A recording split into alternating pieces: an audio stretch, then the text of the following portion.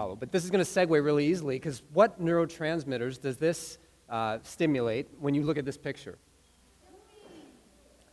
No, but it is a question. What do you think of when you see this picture? And this is probably going to be the slowest slide that we're going to look at here.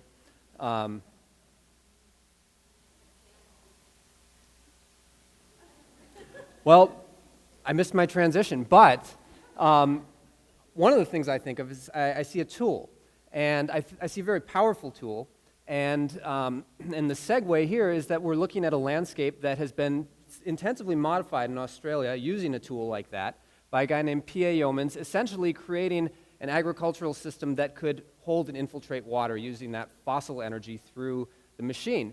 And we see that humans, in our long-standing legacy engaging with ecosystems and environments, have done this.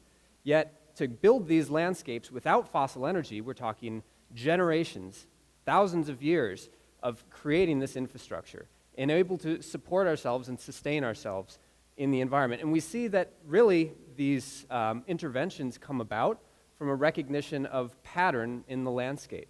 So when we look at the terraces in wherever that last slide was, we see a recognition of contour. And this pattern is a little bit harder to make out, but it's something called keyline. And that's kind of one of the themes that I'm going to draw on a little bit tonight when we look at sort of a case study application of keyline here in the States. About 6 months ago, I got a call from these folks, Doug and Nancy Pyle, who are ranchers in southeast Oklahoma. There's Sage, Gene, Nub, that's his real name, and Eddie. And so these are the families that comprise Jack Fork Creek Ranch. And what do they do at Jack Fork Creek Ranch? They raise cows. They have a cow-calf operation, meaning that essentially they raise calves for the beef industry. And in order to raise cows, what do you need? You need land and you need grass. And so really that was the big theme, is these folks are looking at how they can better produce grass on this landscape. Folks may be somewhat familiar with the state of the climate in parts of the south and southeast today, but it's not pretty in many parts of the country because they've seen extensive drought. And when many of us think about Oklahoma, we don't necessarily think of that verdant landscape that we see. Just to kind of root us where we are, this is in the Ouachita Mountain Range in southeastern Oklahoma. So this is a very unique place, generally speaking, when we look at the broader state, in that it actually gets about 50 inches of rain a year. By comparison, we get 32 here in Burlington. Yet still, they're facing severe drought. And so my role in this project was essentially to go and look at their farm.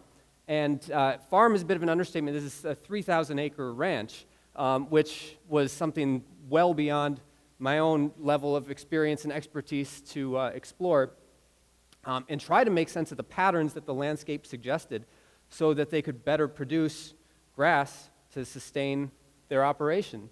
And so this is a view looking slightly northeast, and what we see is basically the extent of their ranch. 3,000 acres amounts to about 6 square miles.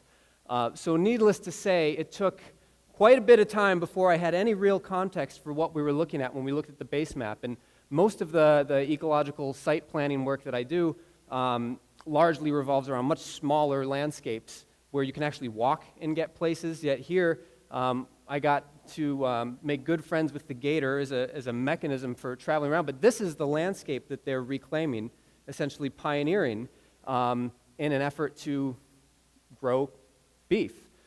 So one of my teachers, who was very influential in my experience, once said, what's the first thing you do when you go to a place you've never been? He said, you get high. But he meant you go to the highest point in the landscape. And so that's one of the things that we did. And it often gives you some really useful perspective. And what we look for when we approach design from an ecological standpoint is, what are the big patterns that the landscape suggests? Because the world around us is incredibly complex. Yet if we simplify it, if we figure out the primary patterns that the landscape or our experience implies, we find that the details tend to follow. And so this is one of the important tools that we were using in our work. It's a laser level, and it's a tool that we use essentially just to find contour.